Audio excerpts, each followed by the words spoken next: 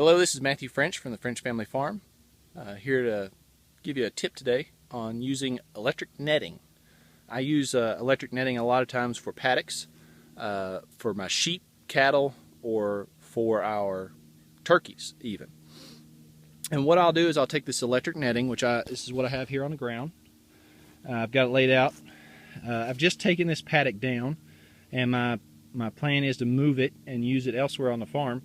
And I really like this. This is Premier Fencing, free advertisement for them. And I really like it. It's good quality netting, and it's pretty easy to take down and put up.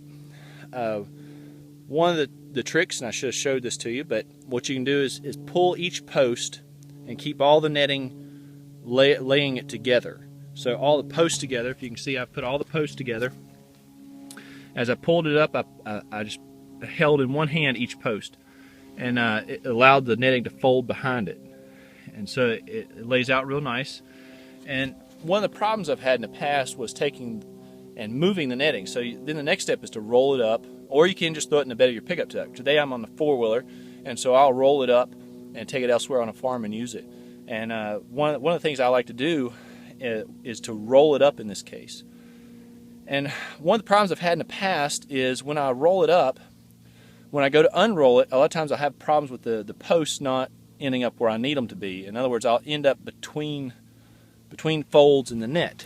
So the net, as it folds over, a lot of times gives me fits when I go to unroll it. And so what I've done is I've started taking a piece of twine and putting it and tying it to one of the end posts. So the first post I'm going to put in the ground to start my paddock. And I'll take this piece of baling twine, and this one actually needs to be a little bit longer than this. This just happened to be one that was in my pocket, and it should have been longer. But what I'll do is I'll take that and I'll lay it all the way out on my fence net, on my netting, and so you can see it's not long enough to go over the end. It should go over the end about a foot.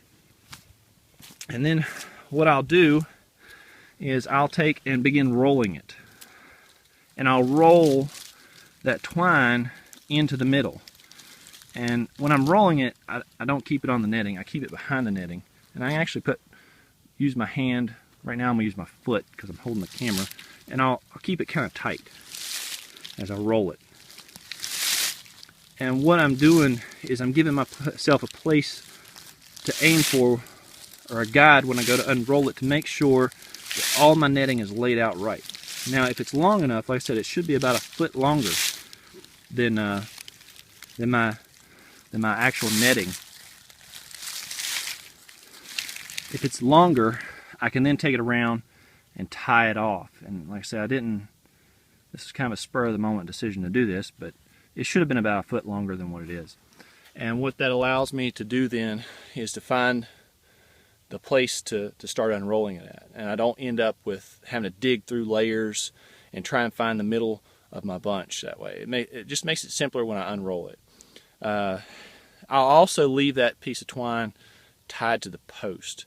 This one didn't have the piece of twine on it, and that's why I'm kind of having a hard time today. But it should be, like I said, longer than each section of fence. That way I can run it around and tie it off and keep it nice and neat when I'm transporting it. Makes it easier when I go to unroll it. I hope this helps you the next time you're using your fencing. If you use Premier Fencing or any other kind of electric netting, if you've ever done something like this before, I'd like to hear what you've done. Post it in the comments. Thank you, and I hope you have a good day.